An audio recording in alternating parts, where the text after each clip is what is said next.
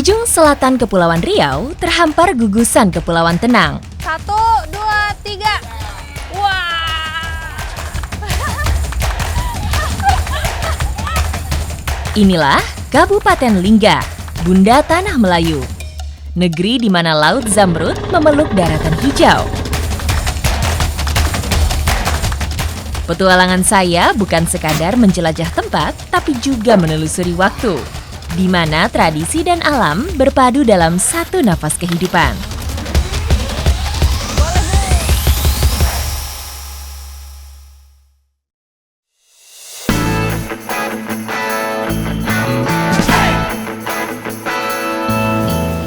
Sagu sudah menjadi komoditas andalan Lingga sejak zaman Kesultanan Melayu. Luas perkebunan sagu di sini mencapai lebih dari 3.000 hektar, mencakup Desa Panggak Laut yang saya datangi ini. Kita lagi cari-cari dulu pohon mana yang mau ditebang.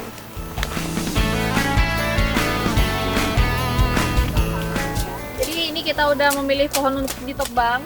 Ini untungnya ada area yang clear di daerah sini, jadi nanti ditebangkan ke sini ya Pak. Tidak butuh waktu lama, pohon sagu berhasil ditebang. Untuk memudahkan pemotongan, bagian kulit luarnya harus dibersihkan dulu. Pohon sagu ini bahkan pelepahnya pun juga masih bisa berfungsi setelah ditebang. Yaitu ini akan disusun sebagai jalur nanti agar lebih mudah untuk menggelindingkan batang sagu. Sebelum dipotong pun ini harus diukur dulu supaya semua ukurannya sama. Ini pakai ukuran manual ya, ngukur manual, panjangnya kurang lebih 120 cm. Ini digarisi pakai golok ya. Pemotongan batang sagu ini dilakukan agar lebih mudah dibawa. Digunakan juga alat khusus supaya lebih cepat sampai.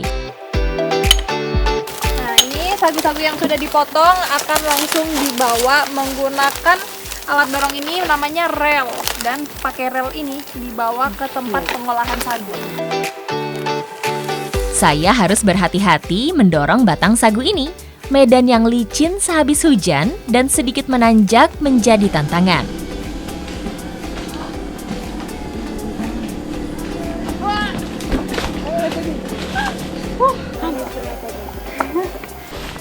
Yang penting sagunya dulu yang berhasil nyebrang lewat jembatan.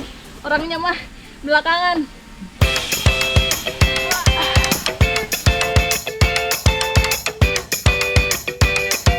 Di Desa Panggak Laut, ada puluhan sentra pengolahan sagu dengan produksi mencapai ratusan, bahkan ribuan ton per tahun. Seperti inilah kesibukan kilang sagu yang tidak pernah berhenti setiap harinya, dari pagi hingga sore hari.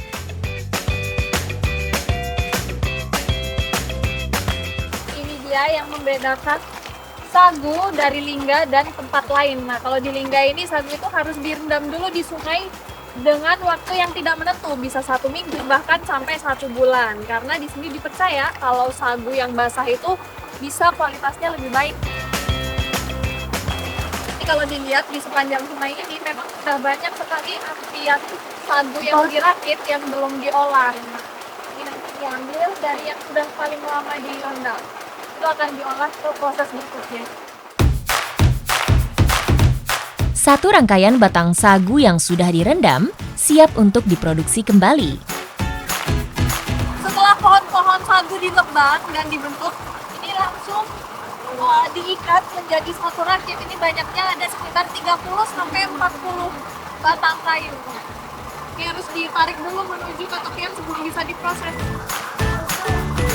Batang sagu juga dicuci supaya bersih dari lumut dan lumpur yang menempel, karena sudah direndam dalam air selama 1 minggu. Selanjutnya dikumpulkan menjadi satu dan menunggu untuk dikuliti.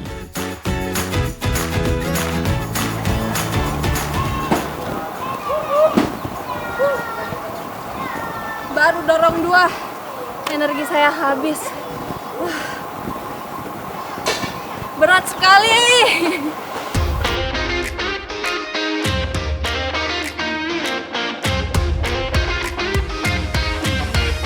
Gini. Ini satu batang sagu yang belum dipotong. Ini beratnya mungkin ratusan kilo ya. 2 orang angkat aja masih kewalahan. Nah, untuk mengulitinya aja menggunakan pisau khusus, ini namanya parang pengupas. Berat sekali dan panjang. Saya harus berhati-hati. Kalau tidak tepat, bisa terkena kaki. Berbeda dengan Pak Eki yang sudah terbiasa melakukannya setiap hari. Setiap kebasan selalu tepat sasaran dan kulit batang sagu terlepas dengan mudah. Ini memang membutuhkan power yang luar biasa juga untuk mengupas pohon sagu ini. Bahkan Pak Eki pun dalam satu hari itu bisa 30-40 batang.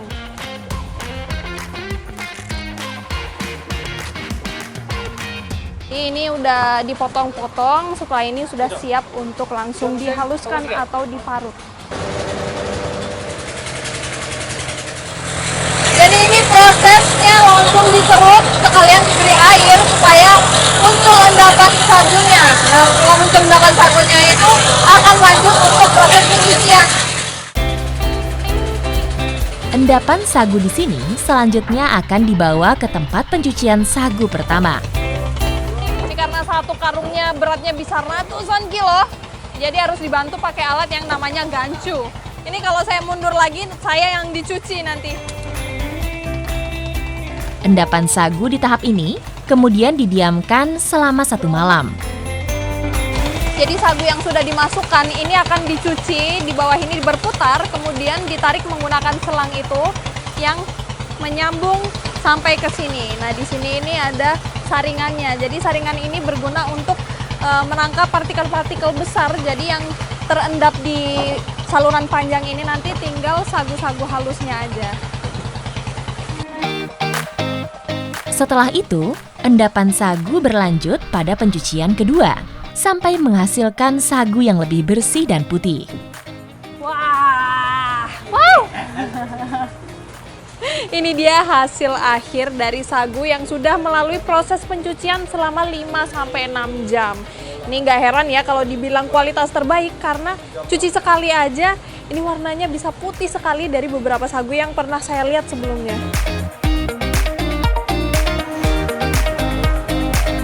Wah, ini sagu-sagu yang habis dicuci ini harus dikeringkan dulu, tapi di sini uniknya ngeringinnya itu secara alami, jadi digantung aja sampai dia menjadi tepung sagu. Wah, hancur dia kalau nggak cepat diambil. Jika ada sagu yang berwarna kekuningan, akan diproses kembali. Jadi di sini setelah digantung seperti ini, prosesnya itu macam-macam. Jadi bisa dikeringkan seperti dijemur atau di oven, tapi juga bisa langsung dijadikan makanan khas. Ternyata di Kabupaten Lingga ini bukan cuma ibu-ibunya yang terampil menjahit, bapak-bapaknya juga, tapi menjahit karung sagu. Sagu Lingga juga dikirim ke beberapa daerah, salah satunya Jambi. Puluhan karung sagu dikemas dan dipindahkan ke perahu. Wah, silakan Pak.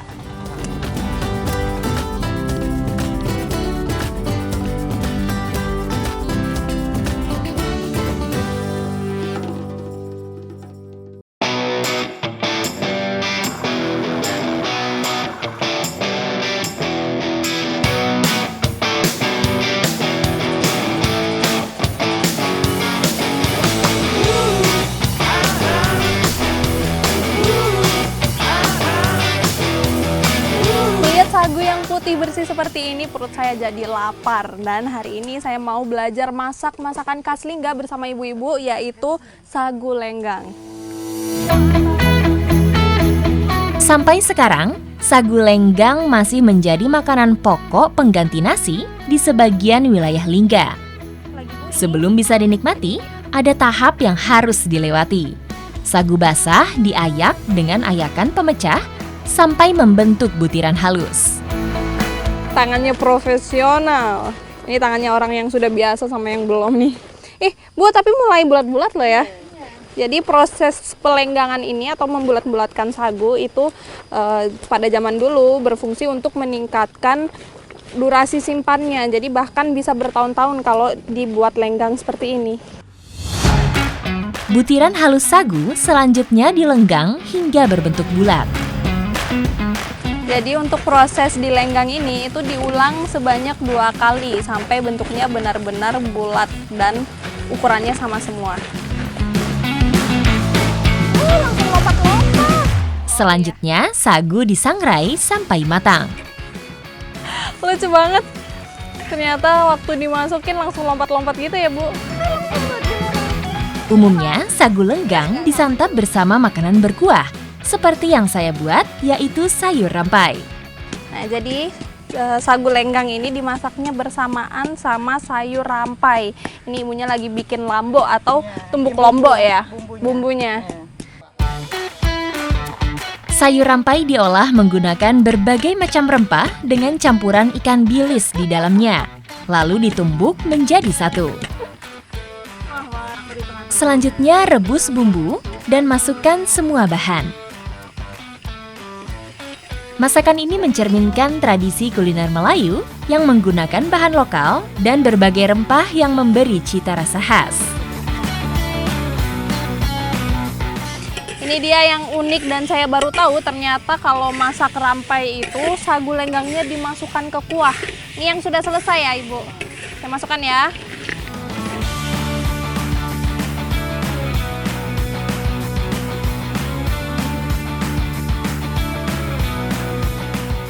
Dari teksturnya yang lembut hingga rasa sagunya yang khas, jadi nggak heran deh kenapa sagu lenggang dari Kabupaten Lingga ini menjadi yang terbaik. Jadi nggak cuma mengenyangkan, tapi juga membanggakan ya Bu, sagu dari sini.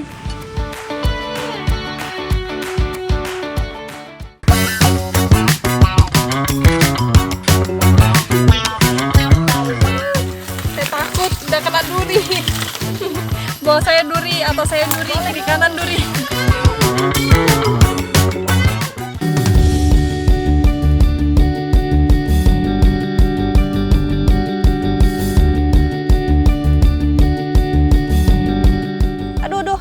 Deg-degan saya Bu. Wah, licin. Ya. Di pesisir Pulau Lingga, lebih tepatnya di Dusun 2 Pelanduk, ini ada kegiatan yang biasa dilakukan oleh para ibu-ibu saat air laut sedang surut, yaitu menongkah atau mencari kerang darah di hamparan lumpur. Ini kayaknya seru nih. Kita mulai ya, Bu. Menongkah salah satu tradisi mencari kerang menggunakan papan seluncur kayu yang sudah ada sejak lama.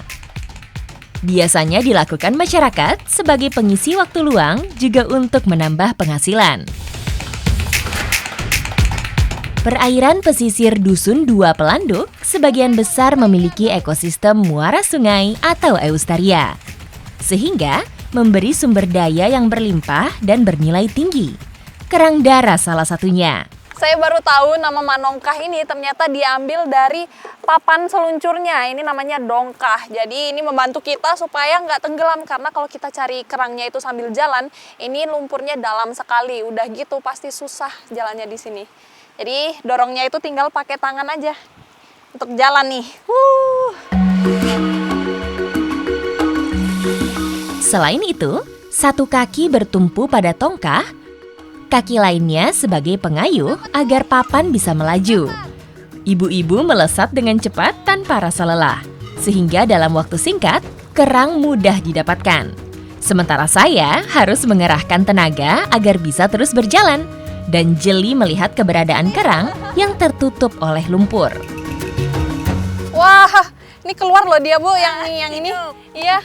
Jadi untuk mencari kerang darah ini caranya itu sebenarnya simple banget karena dia tertanam itu nggak dalam sekali di dalam lumpur.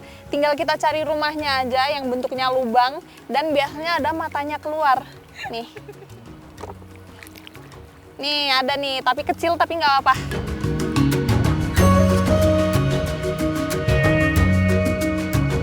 Jadi waktu awal-awal saya turun memang rasanya itu berat dan pegel di tangan. Tapi lama-lama kalau sudah terbiasa ini ringan sekali. Karena sekali kita dayung itu majunya jauh sekali. Apalagi karena lumpur ini licin. Gini nih. Kayak main-main rasanya. Kerang darah hidup di perairan pantai berlumpur seperti di muara sungai, hutan mangrove, atau di zona pasang surut. Perlahan, kerang darah mulai memenuhi dongkah masing-masing. Pertanda pencarian bisa dihentikan karena air sebentar lagi pasang. Ibu biasanya kalau udah dapat banyak seperti ini langsung dimakan sendiri atau dijual, Bu? Kalau banyak tuh dijual separuh, makan. Oh, dimakan juga. Kalau dimakan biasanya diolah apa, Bu, di sini? Biasalah direbus. Direbus. masak kecap. Oh, olahan sederhana begitu ya. Enak ya pasti, Bu, rasanya. Wah. Menongkah menjadi kebanggaan masyarakat di Dusun Dua Pelanduk. Menjadi bukti mereka masih mempertahankan tradisi, juga membuktikan kayanya biota laut di sini. Ini kita kerangnya sudah terkumpul cukup banyak ya, Bu? Nah, karena air laut sudah mulai pasang, jadi kita harus cepat-cepat kembali. Tapi dari tadi saya nih seru main sendiri, Bu. Jadi gimana kalau kita lomba untuk ke tepinya? Kita lomba ya, Bu. Pokoknya yang kalah masak. Seru sekali rasanya. Bukan soal menang atau kalah, tapi yang penting kekompakan juga keseruannya.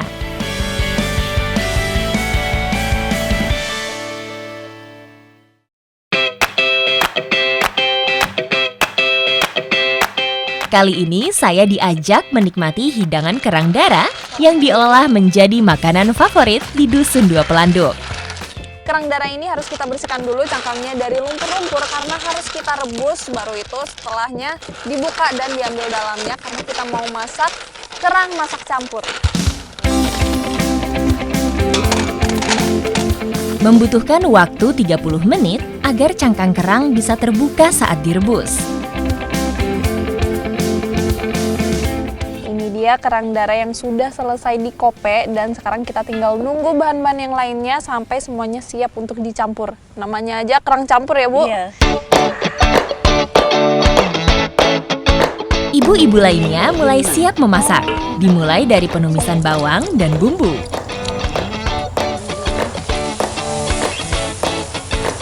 Seperti inilah ciri masakan Melayu. Rempahnya melimpah, rasanya gurih dan pedas. Campur lagi ya, Bu. Biasanya kerang disantap bersama dengan sagu yang diolah menjadi gubal.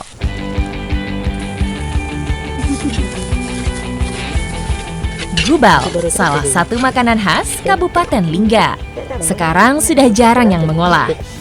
Tapi masyarakat di dusun ini masih andal membuatnya. Seolah merayakan kenangan atau membilas kerinduan pada makanan yang sudah ada sejak zaman dulu kala. Masakan yang enak ini rasanya semakin nikmat lagi karena sekarang kita lagi makan beradab atau sebutan di sini untuk makan bersama. Jadi makannya rame-rame. Nah, kalau ada yang udah habis nih, kita bisa suruh tambah. Bu, tambah dulu lagi.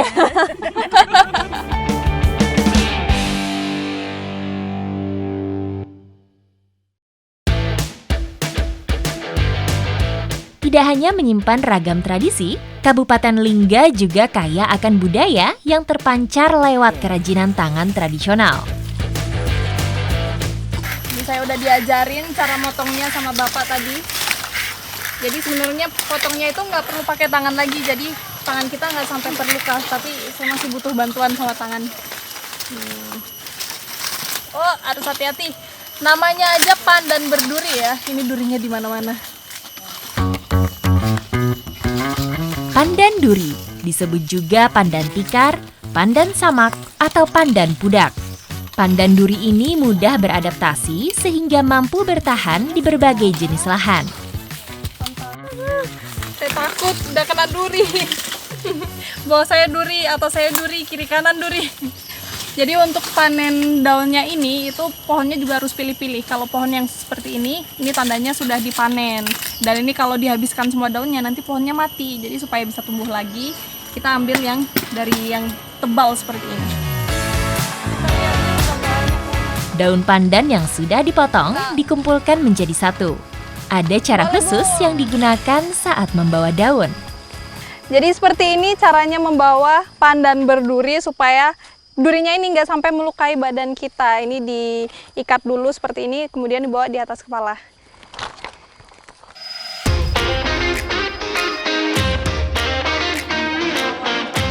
Setelah diambil, daun pandan dihilangkan dulu durinya menggunakan pisau. Selanjutnya, duri akan dilemaskan dengan cara diasapi di atas bara api. Tidak perlu terlalu lama, hanya dengan hitungan detik. Jadi ternyata dilayukan di atas api itu ada tujuannya. Dia bisa membuat daun pandan ini lebih kuat dan tidak mudah putus.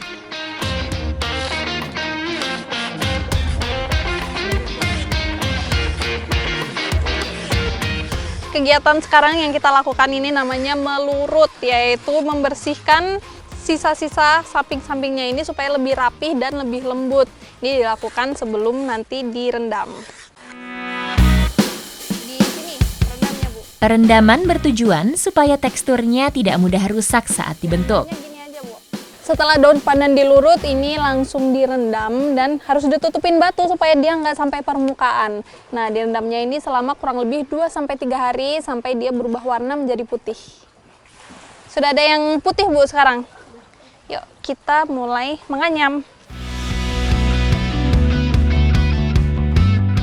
Selain daun, tudung saji menggunakan rotan sebagai rangka di bagian bawah. Setiap helaian daun pandan kemudian dianyam dengan hati-hati. Nah, ini setiap pembuatan anyaman baru itu harus ada yang sudah jadi sebagai contoh atau panduannya. Dan ini kalau kalian lihat bentuknya seperti apa. Kalau mikirnya caping, saya awalnya juga mikirnya caping, tapi salah, ini bukan topi sawah, melainkan tudung saji. Tidak hanya menjadi ikon lokal, anyaman ini telah menembus pasar internasional dan menjadi buah tangan yang dicari wisatawan. Tudung saji ini biasanya digunakan oleh suku Melayu untuk menutup makanan, dan tak hanya suku Melayu di sini, namun juga di negara tetangga seperti Malaysia dan Singapura. Lahir dari daun pandan berduri menjadi karya yang secantik ini adalah wujud dari ketekunan masyarakat Pulau Mepar terhadap warisan leluhur mereka.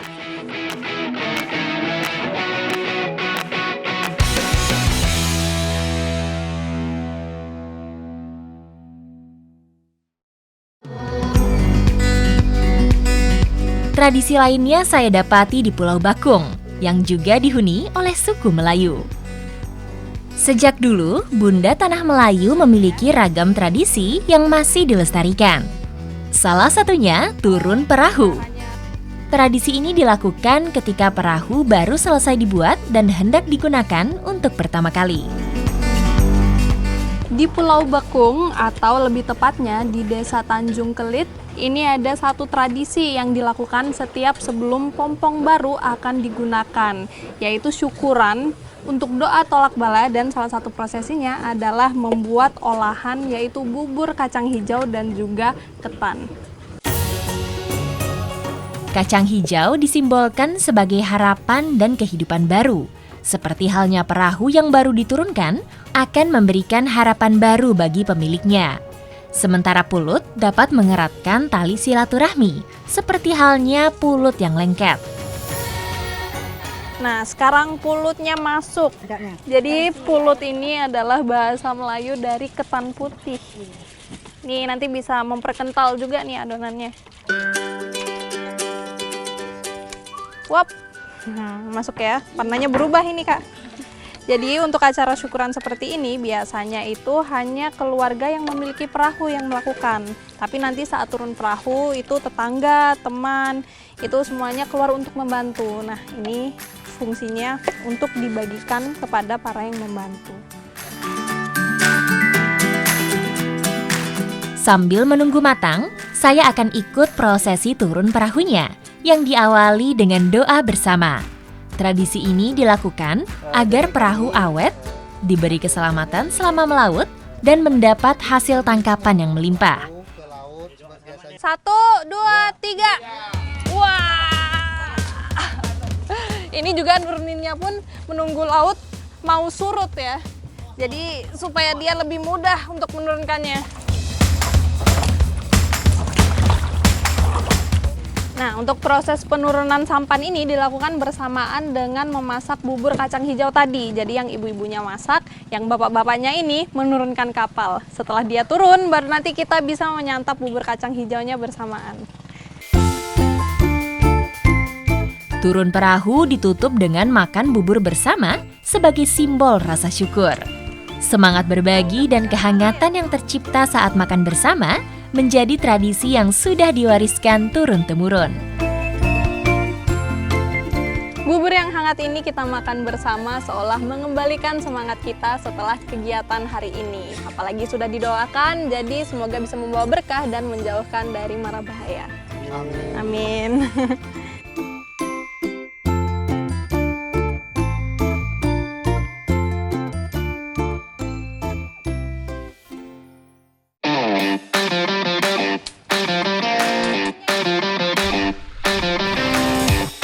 Sudah siap di atas perahu semua dan kita akan berangkat untuk pasang rumpon.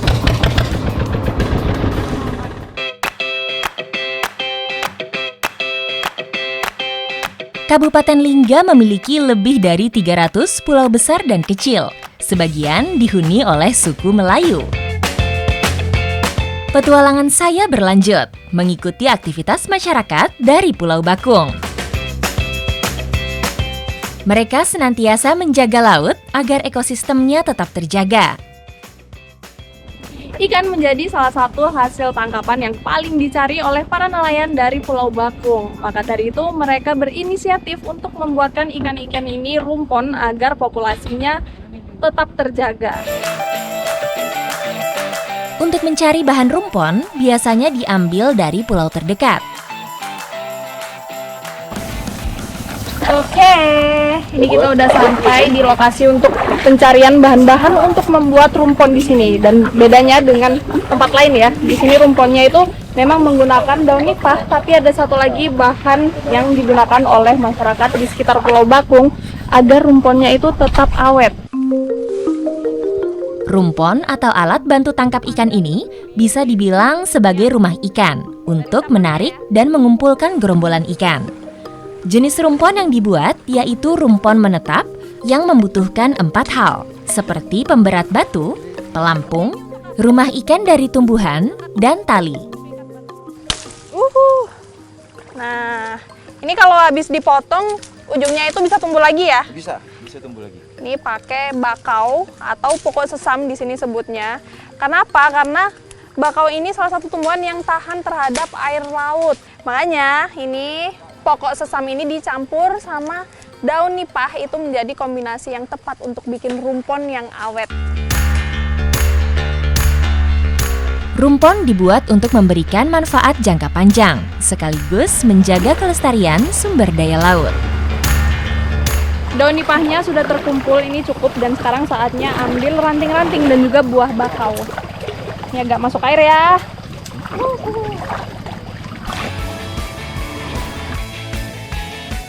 Kenapa daun nipah ini disandingkan dengan ranting bakau? Karena kalau daun nipah ini prosesnya lebih cepat untuk memancing ikan-ikan datang.